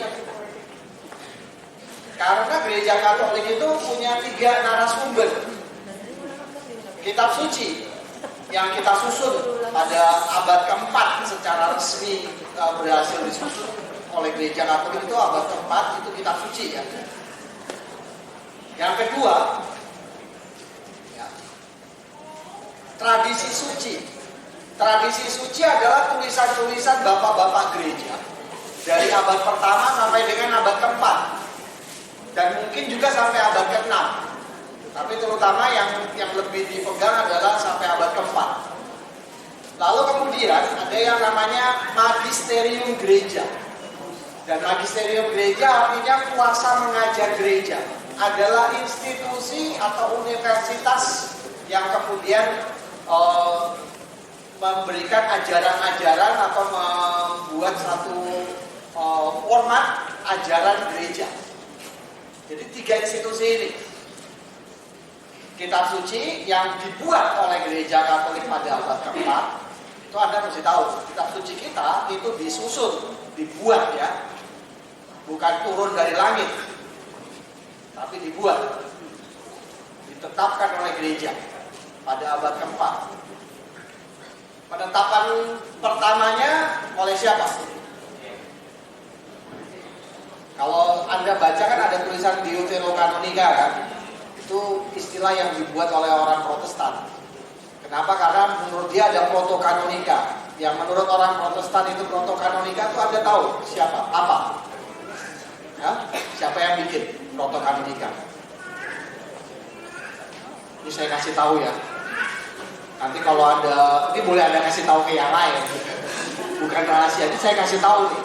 Protokanonika itu yang bikin adalah orang-orang Farisi. Musuh Tuhan Yesus yang disebut protokanonika itu. Mereka membuatnya di Yamnia sekitar tahun 70 Masehi setelah kehancuran Bait Allah. Dan ini ditolak oleh gereja Katolik. Gereja Katolik tidak mau mengakui itu. Karena apa? Karena kitab suci yang dibuat oleh orang-orang Farisi ini berbeda dengan yang digunakan oleh Tuhan Yesus. Maka gereja menolak itu, lalu gereja menetapkan satu kitab suci baku yang dibuat oleh Santo Hieronymus. Dalam bahasa Inggrisnya disebut Jerome Bible. Hieronymus, Santo Hieronymus ini membuat kitab suci yang disebut Vulgata. Menyusunnya, menerjemahkannya dalam bahasa Latin, dan kemudian disahkan oleh kuasa mengajar gereja tadi, magisterium gereja pada abad keempat. Semua hal yang tidak pernah dipakai oleh Tuhan dikesampingkan, termasuk juga Injil-Injil yang tidak diketahui asal-usulnya dikesampingkan. Itu yang Anda harus tahu. Jadi kenapa gereja Katolik itu ngekeh gak mau kemudian ikut dengan orang-orang Kristen? Kenapa? Orang kita yang bikin kitab suci kok. Lu ngotot gitu kan istilah kayak begitu. Sementara yang mereka pakai bukan kitab suci yang dipakai oleh Tuhan Yesus. Kitab suci yang mereka pakai adalah kitabnya orang-orang Farisi, musuhnya Tuhan. Itu persoalannya. Tapi pertanyaan tadi apa? Veronica. Oh, Veronica. Nah, Veronica ini ada dalam tradisi-tradisi suci. Salah satu contoh tradisi suci yang sangat kita hormati adalah Bunda Maria naik ke surga. Tiap tanggal berapa itu? 15 Agustus menjadi pesta peringatan di Katedral Jakarta itu 15 Agustus. Pesta Maria diangkat ke surga. Itu juga ada dalam tradisi suci. Itu nggak ada dalam kitab suci. Tradisi-tradisi suci ini juga membuat kita bisa mengecek bahwa Santo Bartolomeus itu pergi ke Armenia, sehingga kita bisa mengakui gereja Armenia sebagai gereja. Kita juga tahu Santo Thomas pergi ke India. Orang Kristen nggak tahu itu. Santo Thomas matinya di mana nggak tahu dia. Buat dia nggak penting. Buat gereja penting, tapi tidak masuk dalam kitab suci. Santo Petrus matinya bagaimana? Hah? Disalib terbalik. Dalam tradisi Kristen Protestan, salib terbalik itu lambangnya siapa? Setan. Kenapa? Dia nggak tahu tradisi suci.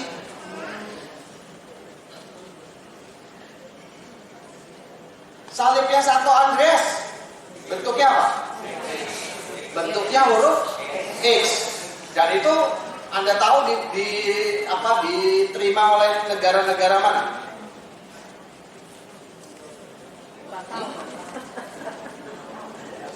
Negara mana?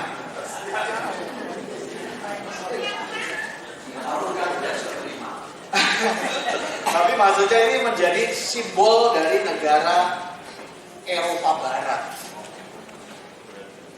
dan daerah Georgia, Kaukasus ke sana, termasuk Rusia. Makanya dalam bendera marinirnya Rusia itu ada simbol X-nya.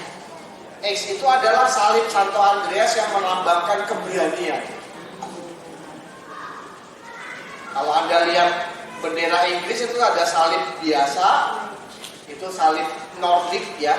Salib Nordik itu yang huruf yang angka plus begitu kan. Nah, salib Andreas itu yang X. Jadi kalau orang Inggris itu dia menyebut dirinya itu perpaduan antara Nordik dan Eropa Barat itu, orang-orang Eropa yang X itu. Jadi kalau mama saya selalu menyinggung soal politik repot. Ya itu contoh. Tradisi suci punya banyak hal yang tidak ada dalam kitab suci, tapi menjadi bagian dari pengetahuan iman gereja Katolik. Begitu Pak Iwan. Terima kasih. Cukup Pak Iwan?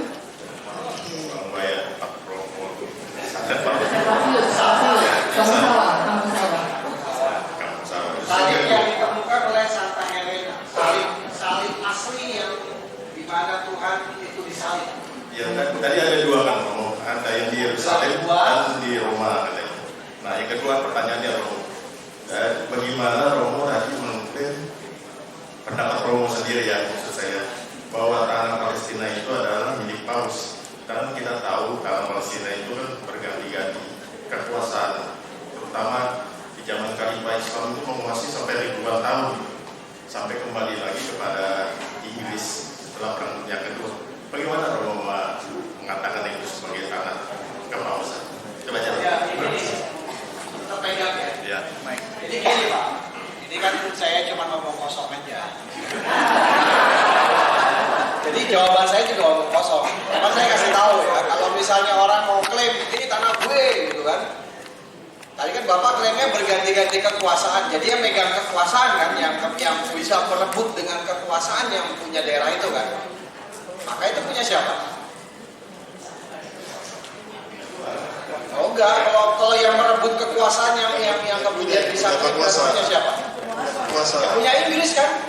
Inggris mau kasih ke siapa terserah dia dong. Nah, udah.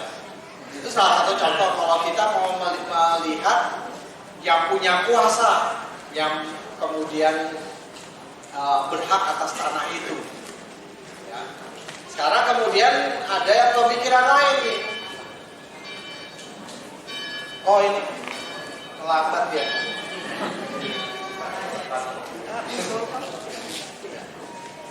Ada pemikiran lain kalau berdasarkan asal usul moral. Nah, asal usul moral ini punya siapa sebetulnya tanah Palestina ini? Maka secara moral punya siapa?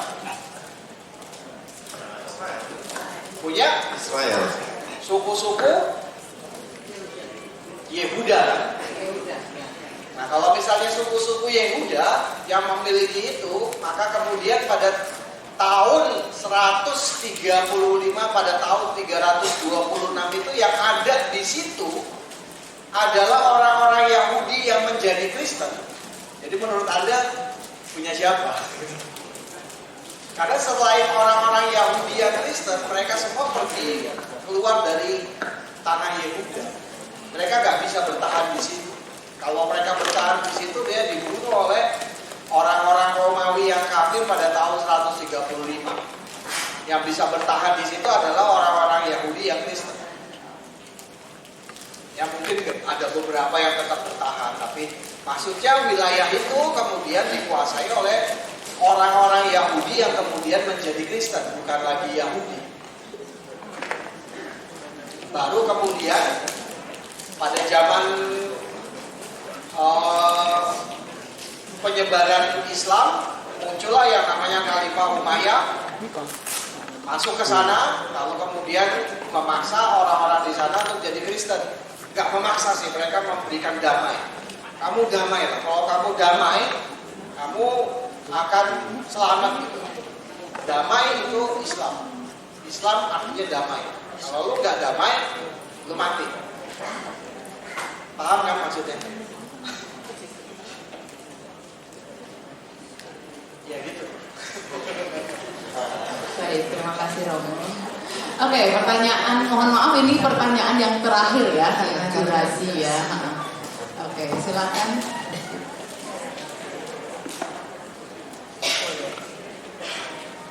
Selamat siang Romo. Ya. Saya mau nanya, saya tinggal dari Andreas juga. Mau nanya, waktu Yesus disalib kan ngomong Eli Eli sabachthani. Apa? Eli Eli sabachthani. Oh, Eli lama sabachthani. Allahku, mengapa kau meninggalkan aku ya? Masalah bahasa Indonesia. Kenapa Allah tidak menolong ya Romo? Salib ini. Jika menolong, ikut Cici. Emosi Ya, Eli lama sabachthani. Jadi dalam bahasa dia berteriak dalam bahasa Aram ya. Elohi lama sabachthani. Kenapa Allah nggak menolong gitu? Ya Allah menolong, tapi sebetulnya ini bukan Yesus datang, Yesus berteriak supaya Allah itu menyelamatkan dia dari saat ini. Itu adalah bagian dari Mazmur ratapan. Di sana ada tertulis tentang itu. Allahku ya Allahku, mengapa kau tinggalkan aku? Itu adalah bagian dari doa. Dan dalam doa itu yang mau ditunjukkan adalah keteguhan iman si pendoa terhadap situasi penderitaan yang dia terima. Dia tetap percaya Allah itu menyelamatkan. Jadi teriakan Yesus itu bukan teriakan dia minta supaya Allah menyelamatkan dia dari saat itu, tidak. Tapi itu orang-orang Yahudi akan mendengarnya sebagai keteguhan imannya dia. Walaupun dia disiksa, walaupun dia menderita, dia tetap memuji dan memuliakan Allah. Dia tetap yakin dan teguh imannya Allah akan menyelamatkan dia ketika dia berkata itu. Jadi bukan satu permintaan tolong, tapi satu pernyataan sikap. Apakah menjawab? Jadi berbeda dengan pikiran kita berpikir ini adalah satu permintaan, padahal kenyataannya enggak. Yang dilakukan oleh Yesus adalah ini pernyataan sikap. Saya bersaksi Allah itu maha pengasih, Allah itu maha kuasa dan dia menyelamatkan semua orang. Itu sikap, pernyataan sikap. Meskipun dia itu akhirnya mati di salib, dia sebelum mati dia menyatakan sikap Allah itu maha kuasa, Allah itu maha penyelamat, Allah itu maha kasih. Dia mau mengatakan apa yang saya katakan itu benar dan saya buktikan dengan kematian saya. Saya mati dalam iman, bukan dalam ketakutan. Itu yang mau dikatakan oleh Yesus dengan kata Eloi, Eloi, lama sabachthani. Terima kasih. Terima kasih jawabannya Romo. Ibu sudah jelas jawabannya? Sudah. Oke, kita akan memulai untuk kuis. Ada 3 pertanyaan yang diajukan dari Romo. Jadi yang bisa langsung tunjuk tangan ya. Yang pegang mic harus tetap waspada nih. Ya, kita juga kita waspada. Akan ada hadiahnya ya, jangan lupa. Yang pertama, siapakah yang menemukan salib suci Tuhan kita, Yesus Kristus? Silakan berdiri, Ibu Cucu. Betul Roma? Betul. Langsung hadiahnya bukan nanti ya. Nanti. Hadiahnya nanti beda ya lagi. belakangannya Ibu. Ini beda lagi ya. Beda lagi nih hadiahnya. Banyak hadiahnya. Yang berikutnya. Ada 2 set hal penting yang terjadi di Kalvari. 2 set hal penting yang terjadi di Kalvari. Apa saja? Jawab tuh kabar orang. Saking serius menyimak. Apa itu? Silakan Bapak. Mic-nya. Wafat dan kebangkitan. Nah ini mana dulu ini Pak? Oh yang itu dulu maaf Pak. Ya silakan. Kebangkitan Kristus. Wafat dan kebangkitan Kristus. Bagaimana Romo? Yesus wafat dan Benar, sebelum seminar. Setelah seminar. Berbeda mungkin jawabannya. Ada yang tahu jawaban setelah ikut seminar tadi. Oh, jadi tadi dibahas di belakangan. Oke, Bu Yanti. Bu Yanti ini. Oke, ya. Pur Yesus. Apa jadinya juga kan? Ada dua. Oke, yang lain silakan Ibu. Oke, Ibu. Oke. Aduh, dikasihan ini. Ada yang membantuin nggak nih Pak Pras lumayan bolak-balik kiri kanan bolak-balik turun ini. Kenapa? Oke. Ini saya ada. Berdiri dulu, oke. Juga penyaliran dan pengukuran. Penyaliran dan pengukuran itu sebelum seminar ya. Penyaliran dan pengukuran. Ya, 75%. 75%. Aduh, ibu, masih daerah situ. Ibu yang tadi mana? Oke, langsung di tengah. Oke. Berikutnya. Nama saya Santi. Oke. Peristiwanya penyalipan, pemakaman dan kebangkitan. Betul. Ya. Iya. Oh, oke. Dua set itu adalah penyalipan dan wafat Tuhan di kayu salib itu. Ya, itu yang pertama, satu set pertama. Set yang kedua adalah pemakaman dan kebangkitan Tuhan. Itu di Kalvari. Berarti berhasil mendengarkan seminar ini Romo. Saya ceritain ulang ya. Pemahaman bahwa Kalvari hanyalah tempat penyalipan wafat Tuhan itu menyebabkan gereja Kalvari gak dapat izin selama 30 tahun. Setelah kemudian mereka tahu bahwa Kalvari adalah tempat penyaliban dan wafat Tuhan, sekaligus yang kedua tempat pemakaman dan kebangkitan Tuhan, dalam 3 bulan kemudian dapat IMB. Definitif lagi ya, langsung real. Luar biasa. Oke, langsung pertanyaan kita Pertanyaan bertiga, ini tadi juga harusnya perhatiin ya. Kenapa sih orang-orang Yahudi itu tidak suka dengan tulisan Pilatus yang dituliskan di atas salib Yesus? Kenapa? Ya Pak Iwan. Bukan, yang salah juga yang di belakang. Ayo belakang dulu, mohon maaf Pak, ini yang belakang. Mau kasih yang lain dulu ya Pak? Ya silakan. Oke. Siapa tahu rezeki Pak? Saya Marta. Jadi tulisan dari Pilatus itu menunjukkan kalau Tuhan Yesus itu benar dia seorang Yahweh. Itu sih. Singkatnya seperti itu. Ya.